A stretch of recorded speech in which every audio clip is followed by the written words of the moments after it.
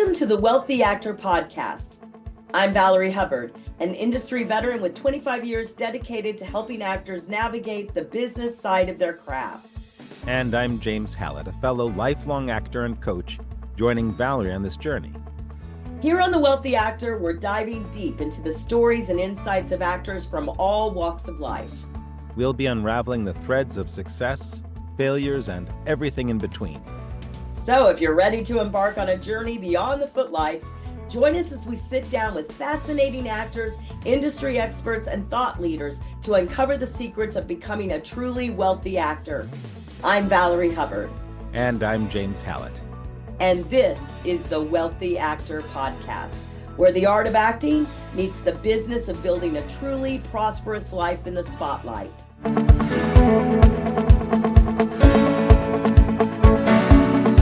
Hi, everyone. Welcome to the Wealthy Actor Podcast. My name is Valerie Hubbard. I'm joined by my co-host, James Hallett. Nice to see you all. Super excited to be here. I know. So happy to be here. And our guest today, Matt Edwards. We're so excited. Let me read his little bio so you all know who he is. So Matt Edwards is a professional actor, screenwriter, and former award-winning saxophonist. He grew up in Pollock Pines, a small town in Northern California, before moving to LA to pursue a career in acting.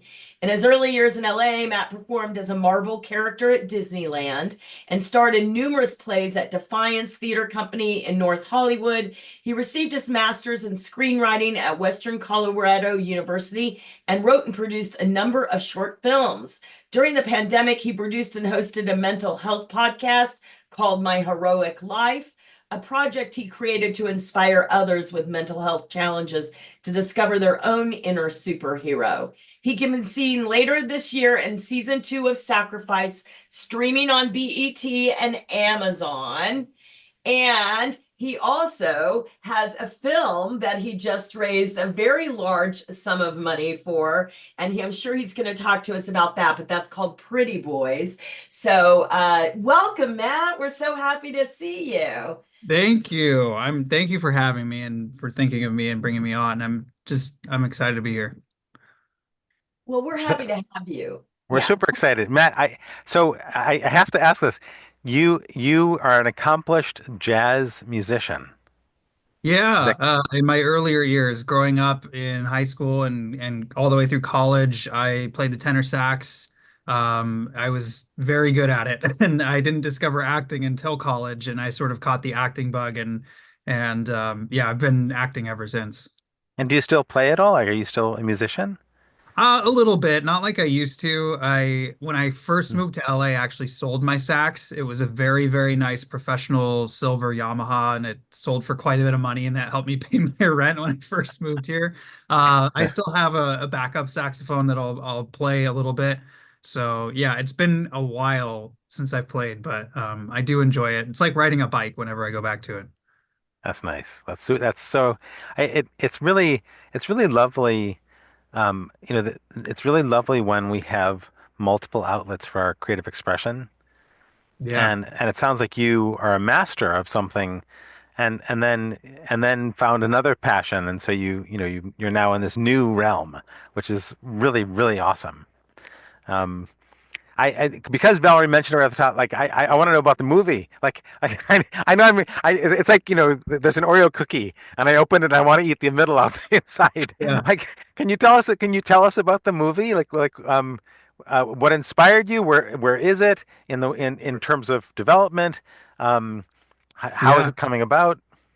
Sure, yeah. So, like Valerie said, it's called Pretty Boys. It stars myself and Doug Jones. And Doug Jones, I'm sure a lot of you know who he is. He's played an amazing array of creature characters over almost 40 years in Hollywood. He was in Pan's Labyrinth and Shape of Water and Hocus Pocus. So he's going to be playing my dad in this film. And we are the exact same height. We're both blonde haired and blue eyed and kind of lanky. And, so we just look so much alike. And we met over a year ago, and I pitched this story to him because he wants to get his face out there more. He's always been in the creature costumes. So I said, what if you were playing this has been movie star who is kind of down on his luck and is trying to seek, fame and validation. And you go on this road trip with your estranged son, who's also an actor and a former child star. And so we go on this crazy road trip basically because dad wants to resurrect and reboot his film career. And I'm just in it for the money and I don't want to really spend time with him. And along the way, we sort of rebond and find our relationship again. So those are sort of the nuts and bolts of the story. And we're shooting it in February. I'm very excited. We have an announcement about our new director coming on in a few days, so I'm excited to share that. But it's going really well. We have the script in place. We're budgeting. We're in pre-production. So yeah, That's so exciting. Yeah, Wow. he did a Kickstarter campaign too that was very successful. yeah, So that's really cool. And so can you talk a little bit about that? Like because the whole money stuff is always like a touchy thing. And that's one thing we talk about on this podcast. So how was that raising that money and what were your fears and your yeah. nervousness and all that? Yeah. Oh, it was really challenging. It was definitely one of the hardest things I've ever done. Mhm. We raised $31,000 and we did that on Kickstarter. I ended up deciding to hire a Kickstarter coach. His name is Justin Giddings, and he's really well known and has a very high success rate. And right away, I was so overwhelmed by all of the the lessons and modules he sent my way. But I put together a team months before our campaign. So our campaign ran from mid-September to mid-October. It was just 30 days, but we put in about 4 months of work of getting email lists together, getting contacts together. I decided I don't know that anyone's ever really done this to the degree that we did, but I decided to do the poster shoot early. Usually you show your poster once the film's already in the can and then you announce the film. But I decided to do the poster first with Doug and we went out and shot it in Palmdale out in the desert, got a bunch of really nice pictures with me and him and this really cool classic Porsche. And we did a bunch of video while we were out there too of us just like horsing around and being silly. And that we had enough from just that to do some marketing for about 2 months of getting people excited about the project. And then we did the same thing again when we made our Kickstarter video. Almost every Kickstarter or Seed and Spark video will have a intro video. So we went and shot that in a studio. And while we were still in the space, I said, what if we hung out here and Doug and I did some interview style questions and just answered questions about our careers and our lives? And that just gave us more content to put on social media and keep people engaged as we were leading up to the Kickstarter and then during the Kickstarter as well, which I think paid off really well. That's awesome. I mean, I know that filmmaking is super expensive. So for you, um, the Kickstarter launched you into the next level. So what have you done beyond that to sort of energize the money that you need to raise? What did you learn from Kickstarter? Um, what are the big discoveries you've made? Yeah, yeah. That it's okay to reach out to people and you don't have to be scared. I think that was the big like what you were asking earlier too. What were the biggest challenges? It was really kind of daunting and stressful and anxiety inducing sometimes because I would be worried that I was asking too many people for money or that we weren't going to hit our goal because Kickstarter is all or nothing. So there were days where I would feel like we were so far behind and that we weren't going to make it. And I think the biggest thing that I learned is to stay the course and not let my emotions dictate how I'm going to act because I had so much on my plate to make sure that this was successful. And I think I would just try to make it fun as much as I could. And I would reach out to people because during the campaign, I think the most difficult part of the campaign was we were each team member. I had probably 5 people on my team. We were each reaching out to about 20 to 100 people a day individually during the 30 days. So it was just picking up the phone, calling people, texting people, Facebook messaging people, people I haven't talked to in a long time, some of them over a decade, and just not worrying about what they thought of me. I had to get over that really, really quickly. And it was funny. I had another friend who just had a very successful Kickstarter campaign, and she said the same thing. She said, I all of a sudden, I'm not afraid anymore. And it's like you're part of this club after you've completed a Kickstarter of just not caring what anybody else thinks. So I think that definitely helped. That's Wow. That's that's so good. I love that because, like the way through anything is to go through it. And the more you do it, then the easier it gets. And even if you were doing something before and then you stopped doing it, it's hard to get started again because it's all Yeah. that's such great what you said. Really, really good. Yeah, yeah. and you're just in the groove, you know. It's almost like, when you first learn how to get up on stage and you're scared and you're stiff and you're worried about what the audience thinks and you're in your head, but the more that you do it, the more comfortable you get. And it's the same thing I think with email marketing or reaching out. At some point, you are going to get those messages or remarks from people that say, sorry, I'm not interested, or I hate you, or I hate this, or whatever is going to come your way. And you're just okay, on to the next. Like, and instead of sitting in it and, taking it in, you just go, okay, on to the next. And I think that's been super beneficial for me. Yeah. Yeah. Yeah. Yeah, That's knowing huge. you as an actor, I think it very beneficial. It's like it's at to me, I see a definitive change in you, right? And so it's like a lot more confident. And I'm so glad you went through that because it was transformational for you. I really see that. Mm. Yeah, I'm glad that I went through the experience. I sometimes say I'm never doing that again, like just because of all the work it was and all the stress. But then the thing that I learned was if I did this again, I would be less stressed because I know that I can do it and I can handle it. And I can also teach other people how to go through this.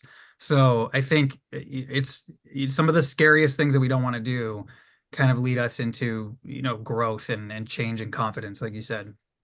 Yeah. Yeah. Now, is this I going to be a proof of concept? Sorry. no, Is this please go going to ahead. be a proof of concept for a feature? Yeah, so this is a proof of concept short. We really want to make a feature. Doug and I are really excited about working together again and again and again.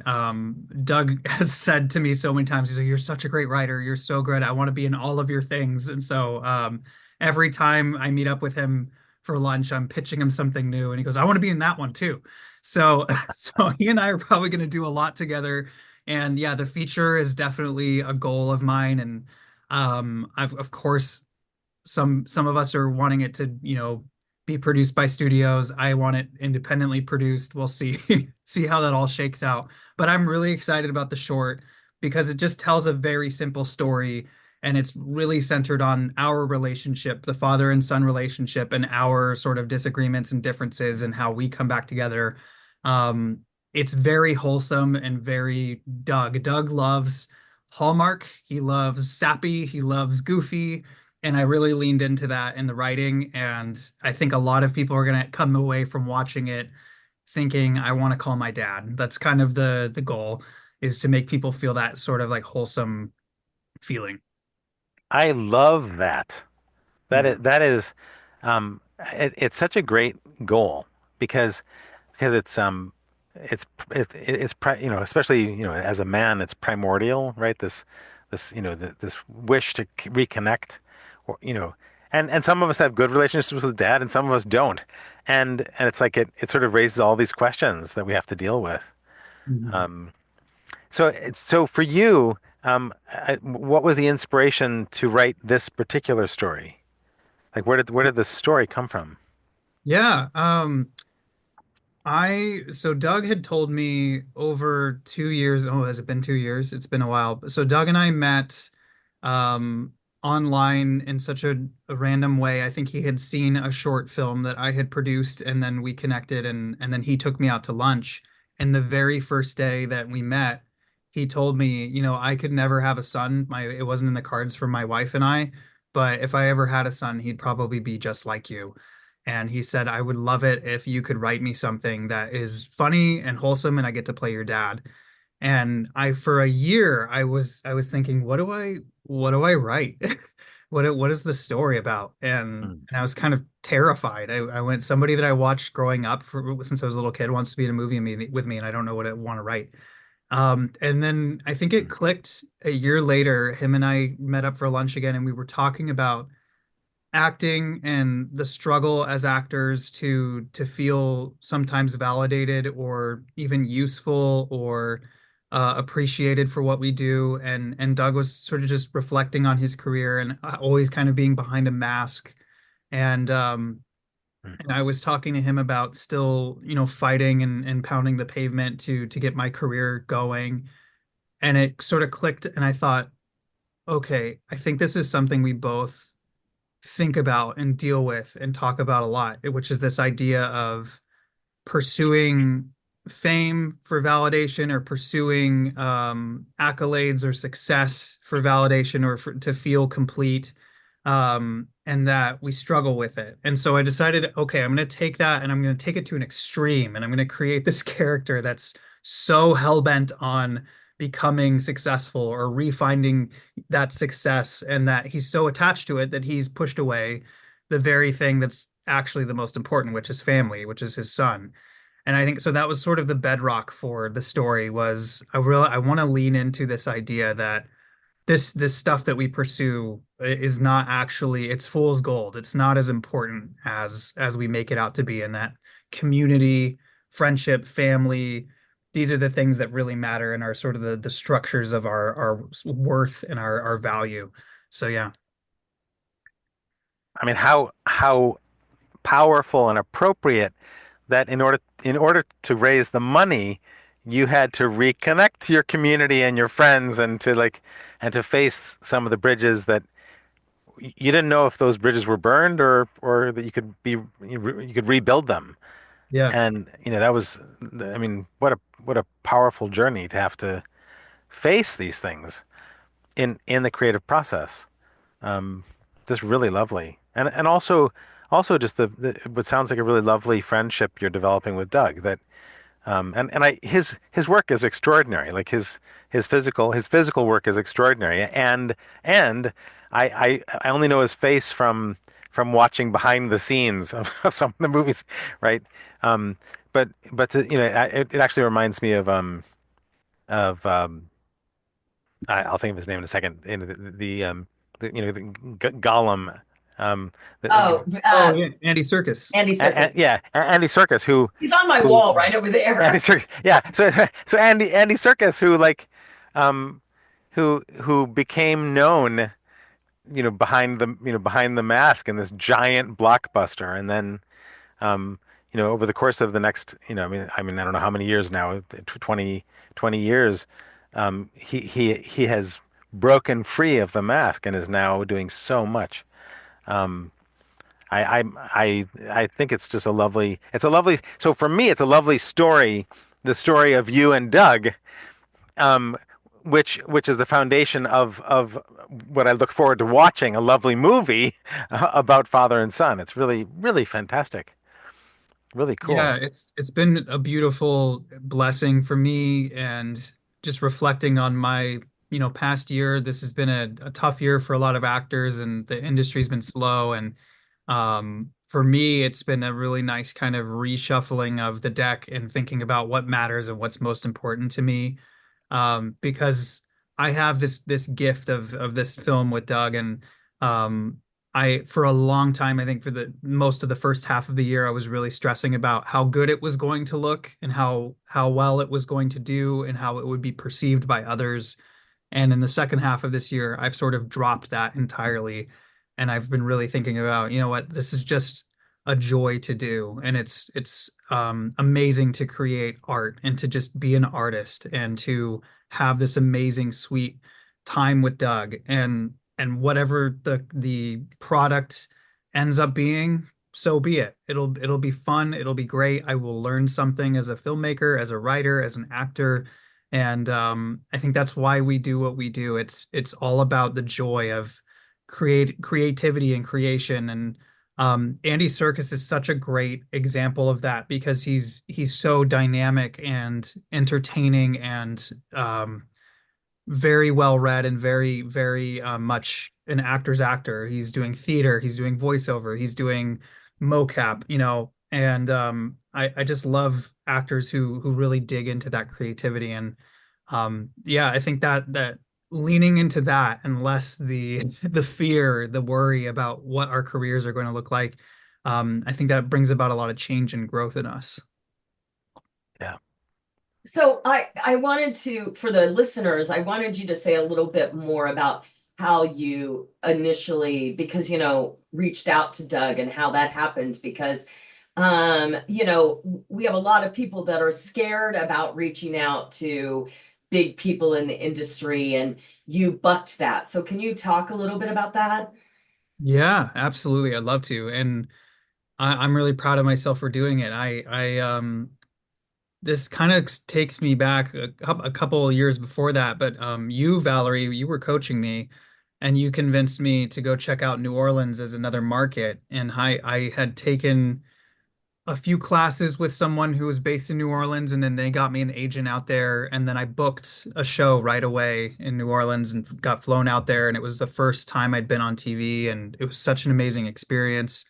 And then there was another one of your connections brought me into a scene study class, and I performed a monologue that I'd performed many times, and the teacher in that class told me, Matt, you are so funny. Has anyone ever told you that you're funny? And I said, no, not really. I've always been kind of shy. And he's like, Matt, you're so funny. You're like Chris Pratt, Zachary Levi, you're like Paul Rudd, and you need to go make something funny that shows how comedically incredible you are. And it really kind of shook me. I just wasn't expecting that uh type of praise because I wasn't used to it in LA. So I flew back to LA 2 months later and I decided, okay, you know what? What's my favorite show? What's my comfort show? And it was What We Do in the Shadows on Hulu. I found a really great producer and filmmaker, and I came up with this little 2 minute scene about a vampire in this universe of What We Do in the Shadows who's just been turned and he's afraid of his own blood. I went and shot and made this thing. It was really funny. It worked really well. I put it on social media and it got 40,000 views on Instagram. So that all came from one coach telling me that I was enough, that I mattered, that I should push to find my comedic voice. And then Doug saw that video. So I don't know that I reached out to him first or who reached out to who first. I think he might have been tagged on in the comments of that video, and he commented on the video and told me, I think he plays a character on What We Do in the Shadows, and he said, "Oh, the Baron is laughing over here. This is so funny. Great job." And then I took initiative. I immediately messaged him and reached out to him in his DMs. But before I did that, I actually went on YouTube and like researched a bunch of things that he had been talking about in interviews, and this idea of him. He was talking about when he was in high school, he was bullied a lot for being different, and I really connected with that.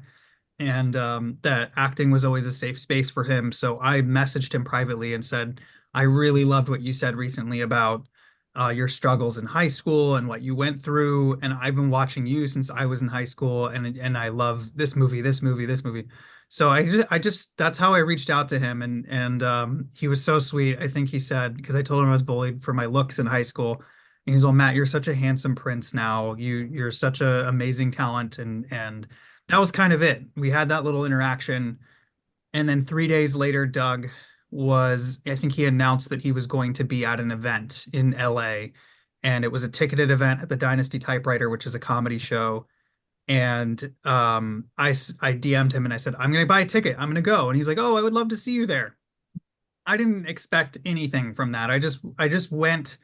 He hosted this show. It was really funny. And there was a line 2 hours out the door at this event and he's so gracious with his time and signed autographs and gave hugs and selfies and everything. And I decided I don't have anywhere to be. I'm going to wait at the very end of the line.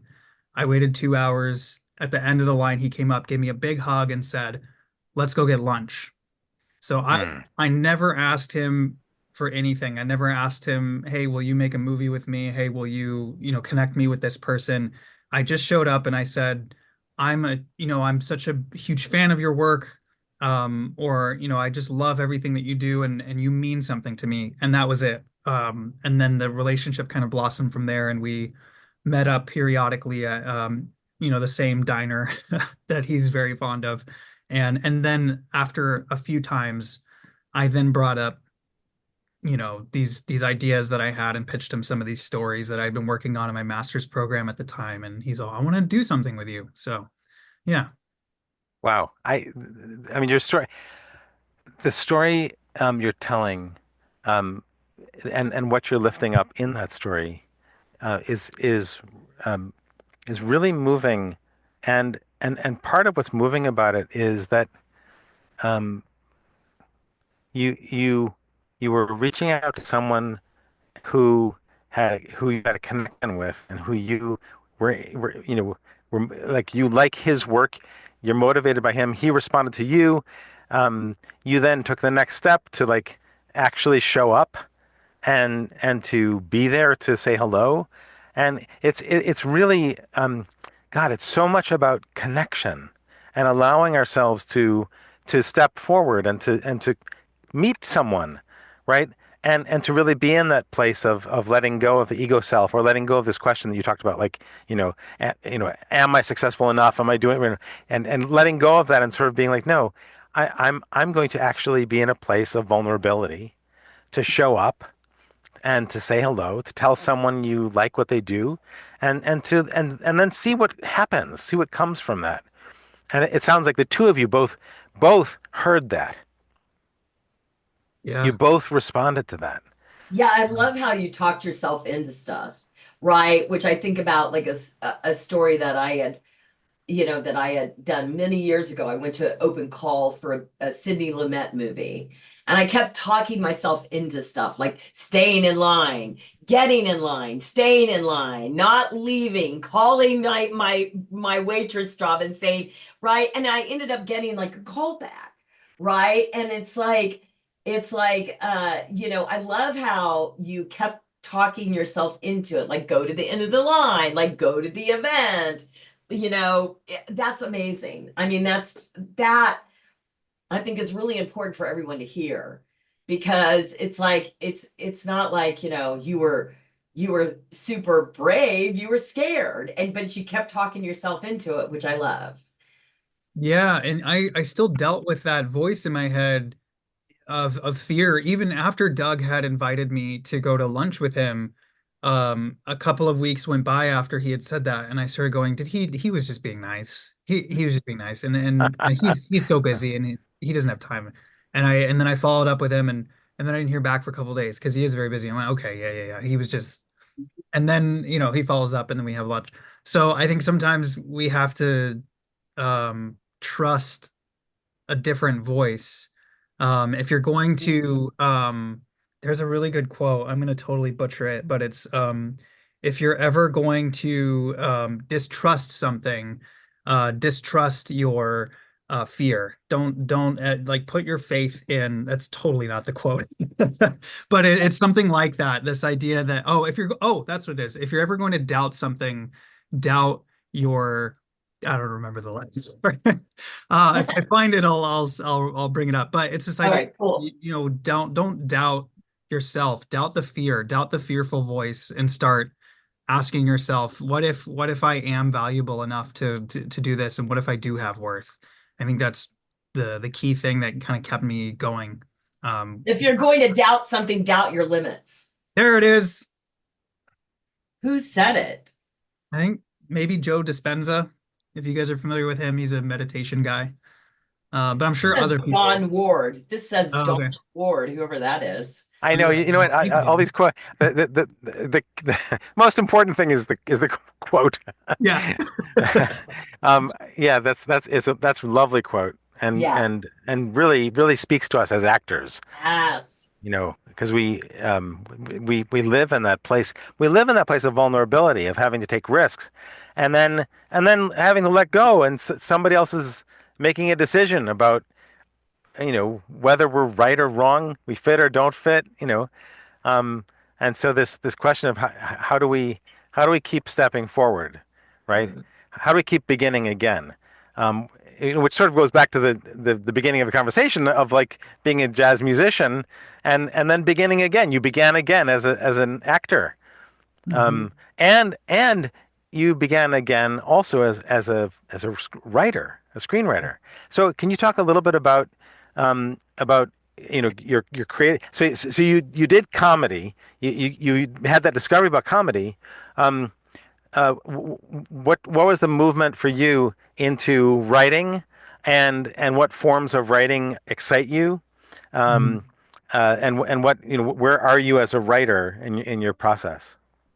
Yeah, yeah. I It's a great question. I always loved storytelling and films and movies growing up, and I would watch a movie or a film or read a book when I was a kid, and then I would start talking to my parents about it, and they'd be like, "You should be a screenwriter, Matt." And at the time as a kid, I was like, "I don't know what that even is." In my bachelor's program, probably 12 years ago now, it's been so long. I I took a screenwriting elective and was in some courses, and I was not a good student back then. I didn't apply myself very well, but I loved coming up with story ideas. And I think I had submitted to a contest like 12 years ago for this fantasy story that I had bouncing around in my head, and I placed in the top 20 for this contest, and it was so long ago. But then, and they paired me with one of their professional writers because I placed in the top 20 to kind of flesh this story out. And at the time, I didn't want to do any of the work. So I was just, I was like a young college student. So I kind of lost, like, I really leaned into acting for a while. And it wasn't until maybe 5 or 6 years out here in LA, I started writing little scenes for myself or writing scenes for my friends. And then, as luck would have it, when I was working at Disneyland as a Marvel character, they had this college program that was for free, and I had never thought I was going to go get my master's, and they opened it up so that you could go. They would pay for your tuition, but it wasn't in the arts, so I think I was studying marketing. And then I took a screenwriting elective at that school, and the teacher said to me, "You're amazing at this. I can tell you've done this before." And I said, "Yeah, I wish this could be my program, but I it won't get covered by my work." And she said, "Well, there's a scholarship over at this other school I teach at. You should come transfer over there." So I applied for the scholarship and got it. And my screenwriting program was so wonderful. Our teacher, J.S. Mayank, he left early in my program to become a showrunner at Netflix. And we just had this all-star cast of teachers coming in and teaching us about pilots and feature writing and spec scripts. And I'll never forget my first semester, we learned, this is kind of when I discovered that I liked comedy writing. Um, we had to choose three genres in our genre class. One was our favorite genre, our most hated genre, and then a genre that we were ambivalent about, and that we had to write three different shorts based on those prompts. So my favorite was sci-fi. My least favorite was, I think I said rom-com, and then my ambivalent one was just comedy. And I wrote this animated comedy and that was like making fun of Elon Musk. It was like all about mice, and it was about this mouse called Elon Mousk, and it was just like very high stylized adult animation. And it had like all of this world building in it. And my friend said, this is so good. This is so funny and cheesy, no pun intended, because there were just tons of cheese puns in it. And they're like, Matt, you need to write more comedy. So I think it goes back to that, like finding something that I never thought that I was ever going to be good at, or even that I just would tell myself this story that, oh, I'm not funny. I could never write jokes. And then finding out actually you are funny and you need to develop this a little bit more. So yeah, my writing program I'm really grateful for, and I had a small cohort in my master's program of just 5 or 6 people, and we still exchange notes with each other on our scripts today. And I also want to add, I when I moved to LA, or moved back to LA, I was in New Orleans for a year. I moved back to LA and I started a writers group in LA. And that's been sort of the bedrock of my continuation as a writer. I decided to start a silent writing group. So every Sunday, we have writers that come together at a coffee shop and we write silently for an hour to get work done. And then afterwards, we just hang out and chat about our scripts and our ideas, and we script swap stories. So, yeah, I think that development has just been a slow kind of build. And now I'm really excited to tell more stories and pitch more stories. And yeah, I think so. Anyway, kind of all encompassing. Your creativity, like I try to tell people this all the time. Your creativity knows no bounds. There's so many places that you can take your creativity. You know, you could be a painter. You know, Jim Carrey likes to paint. Sylvester Stallone likes to paint. Meryl Streep loves to write. There's so many outlets for our creativity. And I think sometimes we put ourselves in boxes and think that we can only do this thing or that thing. But there's so much more to us than just one thing, I think. Yeah. Anthony Hopkins too loves to paint. Yes, and also he composed Yeah. a like an original score, I think, that was performed a waltz, I believe. So yeah, it's fascinating that he did that at such a young age, actually. Yeah. Yeah. So in terms of your writing, you also did the Groundlings program, didn't you? I did. Oh my gosh, it was such a long time ago, and it was just the intro class. So Yeah. most of my improv was really being a character at Disneyland because I was out in character every single day, having to kind of stay within this, play within this box of who my character was and I could never break, but I was interacting with a new family every day or kids. And then I would always try to sneak in some dad jokes. I made the character my own. I was Captain America, by the way. That was my character. So I was the funny dad, Steve Rogers. I was always just kind of quippy and not quite exactly the same as the character you see in the films, but it was my way of doing it that I enjoyed. And I think I learned a lot more from that job from improv than I Yeah. ever did in other classes. And I've never been afraid of improv, probably because there's no rules. And sometimes I get scared of the rules and that I have to follow them exactly. So improv is very refreshing for me. Yeah. You know, it's funny. I was looking at you, and I kept thinking, who's the face that I keep seeing? And I was like, oh, it's Ewan McGregor. Oh yeah, I get that sometimes. That's Yeah, another movie dad I'll have maybe someday. exactly. Yeah, you know, it's like the same family. You know, Mhm. you know, yeah, I wanted to remind our audience that you can ask questions. So if you have questions, please put it in the Q&A section format. That would be great. Um, awesome. Um, yeah. So I mean, you're doing this, and then what's your plan once it's done?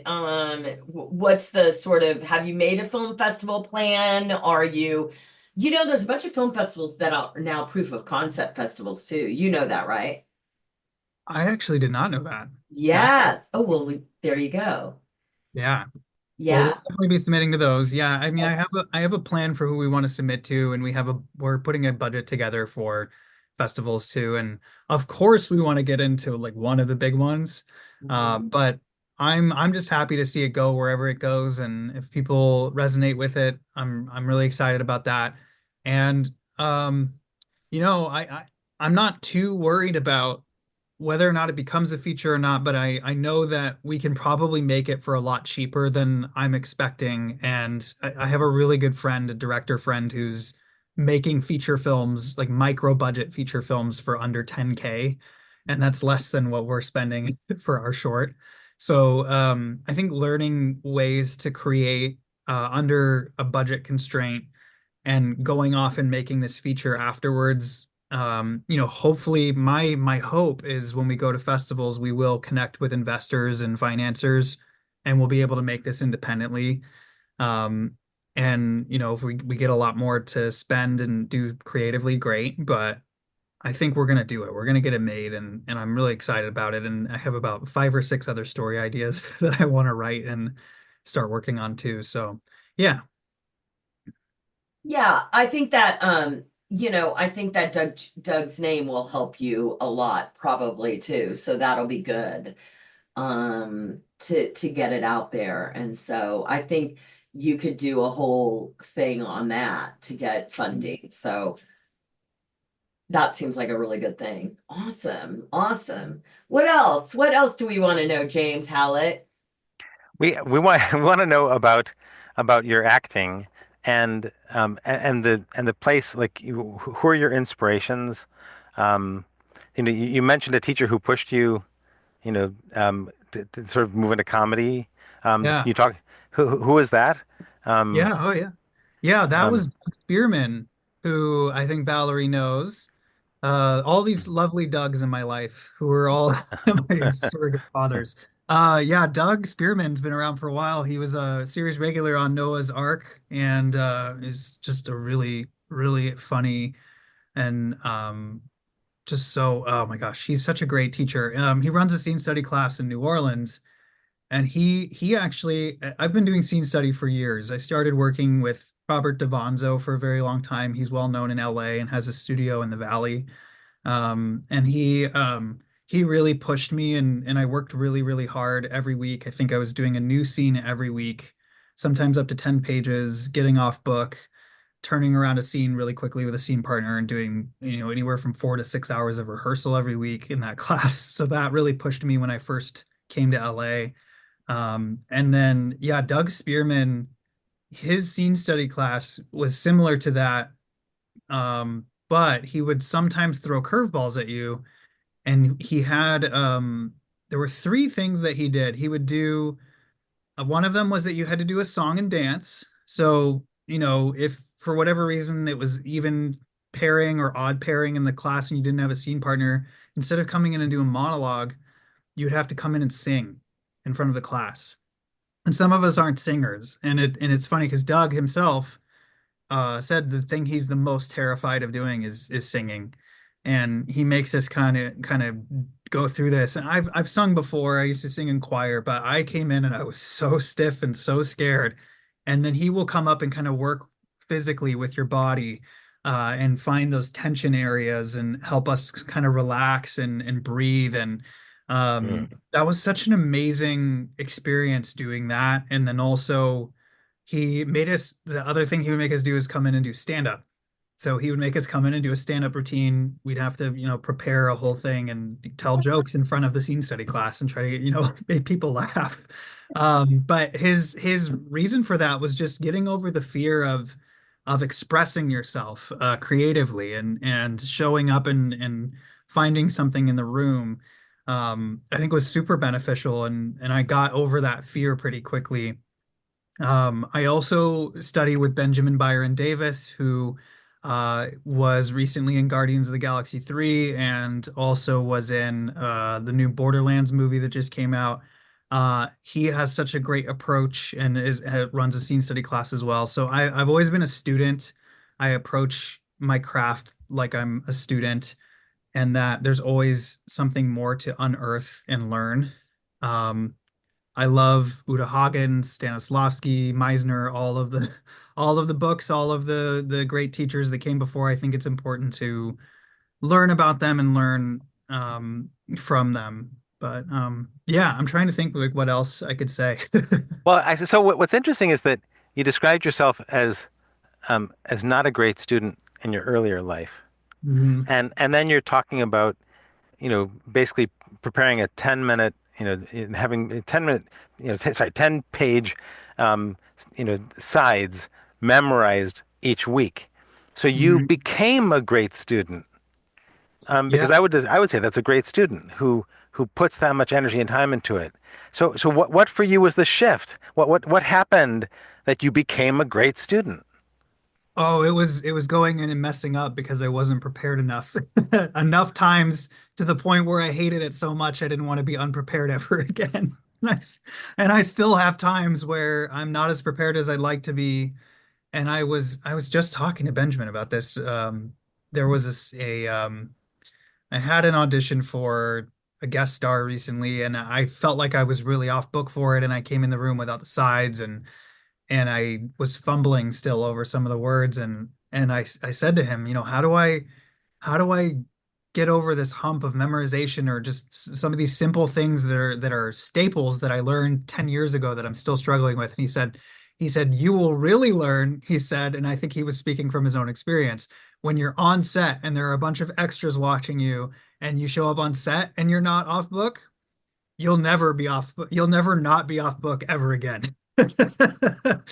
So sometimes we learn through failure and we learn Yes. through trial and error, and classes are a great place for that. Classes should be a space where you're coming in to discover and also to fail and to, completely mess up. And then you learn so much more from that than you do from coming in and acing it every time. Yeah. So yeah, I think for me, becoming a good student, I had to sort of learn that my habits weren't beneficial. Like coming into my classes early on, that I needed to, seize the day, so to speak, every time I got a new scene or a new script and start getting off book right away and not procrastinating. I think actors take that for granted a lot. Yeah. We can get really into a monotonous feeling that, oh yeah, I'll just find it, and I'll find the inspiration. And it's better to be not as prepared, because when I come in the moment, it'll be fresh, and I don't think that that is good. I think that's just Ah, an excuse to not do your homework. And so for me, I I think, agree. yeah, I think it really is just as simple as do your homework. And what is your homework? It's figuring out who your character is, what they want, who they are, where are they from, what is their opinion, all of the backstory. You become a detective, and then you get on your feet and you get it into your body. And these are little minute, boring, monotonous things. They're just kind of work in the purest form, and you have to do them the same way a pianist goes to the piano and irons out a song, or that they need to memorize or that they need to learn. You have to keep showing up and just doing it, as many times as you can. And then when you show up, then you can be free and fresh, because it's all in your body and you've learned it. And I think something really great that I've been learning from Benjamin this year is that all great creativity and art comes from a place of ease. And I didn't know what he meant by that for a while, because him and I were working on some of my self tapes, and he would watch some of my tapes and I felt like they were pretty solid and that they needed work, but he would go, "I'm not seeing ease from you." And I'd be like, "What do you mean?" And I start getting like, "What do you mean you don't see ease? What is that? How do I acquire ease? Is it something that I do? Is it something I know?" And I would get so frustrated with this idea that I wasn't portraying or projecting ease. And he's all, "It's not, you shouldn't be trying to project it. It's something you feel." And I realized that ease for me comes from being super prepared. When I'm super yes. prepared, then I'm at ease. I know I've done my work, and that I can just show up and I can be present. I can be here. I can listen to you and have a conversation and connect to you, because I think at the end of the day, connection is at the core of great acting. And I think the best example of ease is Meryl Streep. Everything that Meryl Streep does is very specific, and the ease of which she slips into her roles and her characters is astonishing to watch. Even going back to when she did Shakespeare in the Park, I would highly recommend checking out some. It's on YouTube. I think it might be Taming of the Shrew.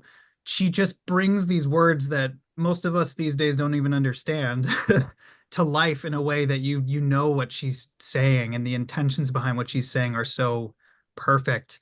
And she would tell you she's not perfect. Everything that we do in the moment is what happens in the moment. But and then if you watch her interviews, she's so relaxed and so joyful and happy to talk about her craft and her character. And I think my favorite thing that she says is that her goal as an actress is not to become a character, it's to empathize with a character and to see yourself in that character, and that you and are one and the same, and you're sort of kind of meeting in the middle and shaking hands and seeing each other. And I think that's a really beautiful way to approach acting. It's Yeah, beautiful. Thank you for inspiring me. I'm shooting something on Monday. Nice. Oh, good. Yeah, that was inspiring. it's awesome. I had a Yeah. teacher once that said, either wing it or prepare, prepare, prepare, prepare, prepare. And I'm like, Hmm. I'm prepare, prepare, prepare because I never was a good winger. And I've never met very many good wingers. Hmm. I had one girl I remember in acting school that, she could just go off the cuff. And I was always, amazed by her. Hmm. But most people like, it's about preparation. Yeah, and I Yeah. find the winging it comes from being prepared though too, because I was just on set a couple of weeks ago for a really amazing master's program short that I was invited to audition for and I shot and I had really weird, crazy lines that were just like a lot of technical jargon and in the middle of this story. And so I was so off book that when I showed up and we shot this scene so many times, in different pickups and different angles. And that's what we forget as actors. You're out there all day. It's exhausting. You might be dehydrated. There might be elements at play. There were all these distractions. And so when you're off book and you're in the set in the scene, something can throw you off in the middle of the scene while the camera's rolling, and your brain goes way left field for whatever reason in the middle of a scene while you're talking. But if those words are in your body and they're like logged into your brain, you'll just keep going because you know them. And I think that I realized that when I was on set that, this take didn't go the way I wanted it to, but I still finished the take because I knew where, all of the work that I had done was still there. Yeah. Yeah, and that's the famous story of Dustin Hoffman in the room, where he hits his head against the wall. That he was trying to stay in character and hit his head against the wall to stop himself from breaking up and laughing.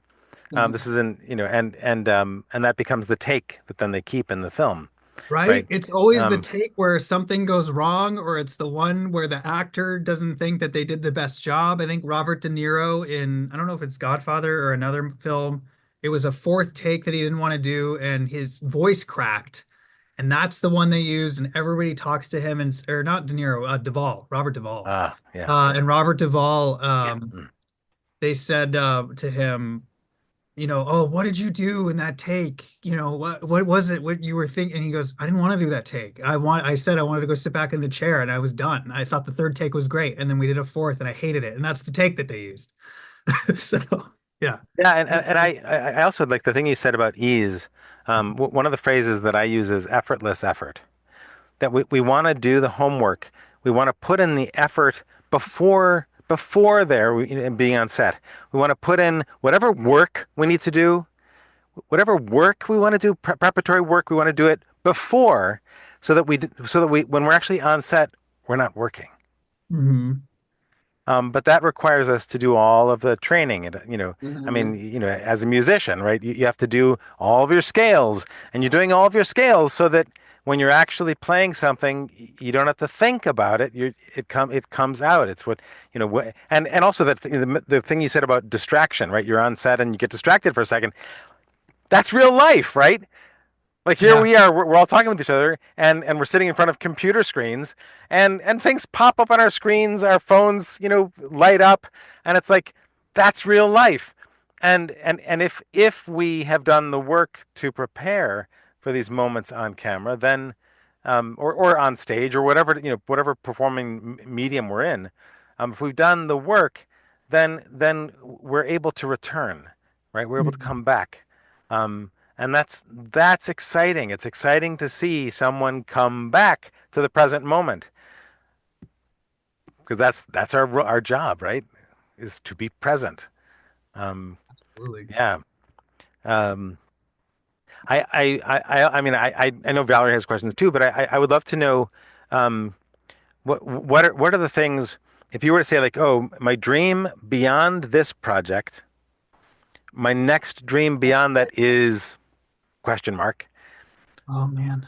What's the next dream? What's the next, like, if you were sort of say like, oh, after this, my hope, like 2 years from now, 3 years from now is to be here. Yeah, yeah. Oh, I know what it's been for a very long time. It's sort of changed, or I've sort of kind of let go of my attachment to it. But yeah, the superhero roles I've always been a huge fan of, and getting to do that at Disneyland really sparked, I think, that inner child in me of putting on a cape and doing, you know, all the stuff you see in the Marvel films. And if I get to do that someday, I'll be super grateful. And it's funny, I really let go of that because of this most recent teacher I've been with, Benjamin. And Benjamin's well connected to a lot of James Gunn's world and has been around some of these actors. And he said these actors are not focused on this specific role. They're in it for the joy. They're in it for that. This is what they love to do. And he was talking to me a lot about Chris Pratt having that just joy and playfulness in all of his roles. And from the very beginning, the first film I think he ever did, I think he told the casting director that he was an actor, but he wasn't, and that he just sort of was like brought in that machismo and pretended that he could handle it, and then got the job. And I think that there's this playfulness that I'm trying to find in acting again, and if it leads me to those roles, great. I love big genre stuff. I love Star Wars. I love Marvel. I love Lord of the Rings. I love these big tentpole franchises, and I've always wanted to be a part of them, but I also really love creating original stories. So I think for the next few years, I see myself really developing as a multi-hyphenate who can write a feature film and then go out and shoot it and create it and make something, so original and so unique to my voice that maybe it resonates with a large audience and it becomes its own genre and its own big tentpole franchise. I have a really great, and I won't dive into it because we don't have a lot of time, but I have a really great concept for an original vampire movie that kind of plays with the lore of what we've seen in these films, and it's something new that it's my own fresh kind of take on it. And I'm so excited, and I'm gonna probably go shoot it out in Colorado with my friend next year or the year after. So that's what I'm starting to think about is I look at someone like Chris Nolan, who before he was a filmmaker was working a marketing job, and him and his brother went and shot this feature film on weekends whenever they had time. And that film was so good and so resonant that it won at, I think, Tribeca or Toronto.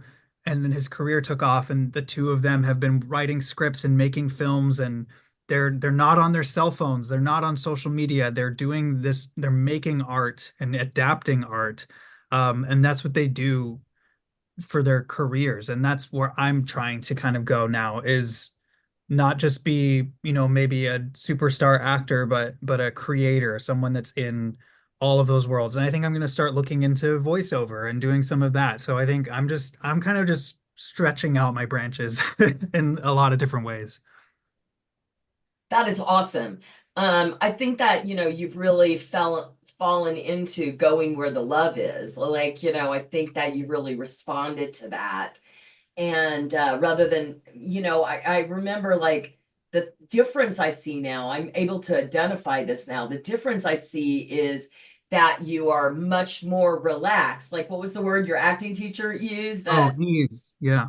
Yeah, yeah, at ease. And I see that, right? And I think it's because you're going with the flow. You're going what is pulling you rather than trying. And that is so important for you guys that are listening to that. It's like we all suffer from that. We want, we have this thing, we have all this stuff happening here, and we're out here, looking for another thing. Like the grass is always greener, and yet not embracing the thing that's in front of us.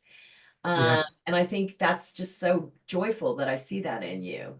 Yeah, and Yeah. it's about trusting yourself. And I just met with a casting director who I really adore and has been casting some really big projects for the last several years and has a big social media following. I highly recommend following Erica Bream. She's a phenomenal casting director, but her and I had this conversation with her about auditioning. And I've been auditioning for bigger and bigger shows over the last year, and I've gotten called back in from by multiple casting directors, and I never booked the part. And I'm so sure that there's something wrong with me. There must be something wrong with me, right? Because I'm not booking.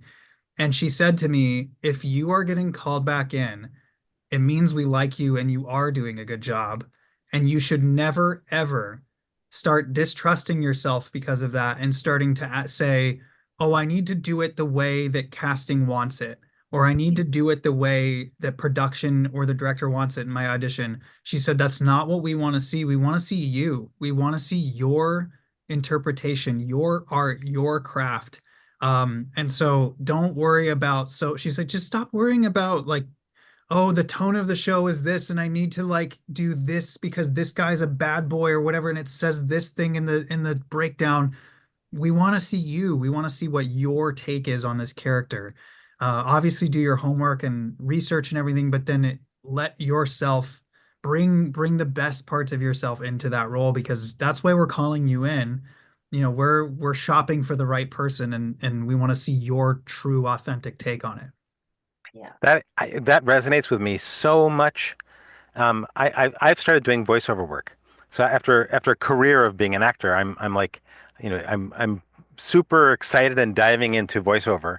And one of the big lessons of a recent training that we had, the message of it was the first thing that people want to see is you without any fakery, adornment, any character voice, right? The first gift is to just be you in front of them for a second, to let them know who you are.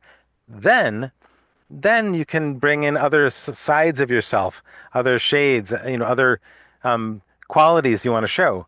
But that message that you just talked about, the authentic self. I think we really are in a time where we want authenticity. We want to hear the voice, right? Yeah.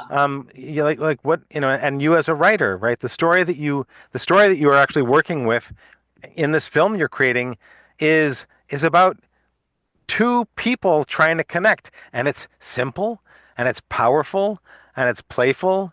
It's true, like that you and Doug found this true connection, and I'm excited. I'm excited to see it because I feel like what's going to come out from this meeting and from this work you're doing is going to be a true voice, and we need that. We need that in the world, desperately. So I'm thrilled. I'm thrilled to hear what you're doing and what you're working on. It's just so exciting. Thank you. Yeah, this is great. This has been a great conversation. Yeah. Matt, thank you so much for coming today. It was really great, and it's so great to see your ease and where you are in your career.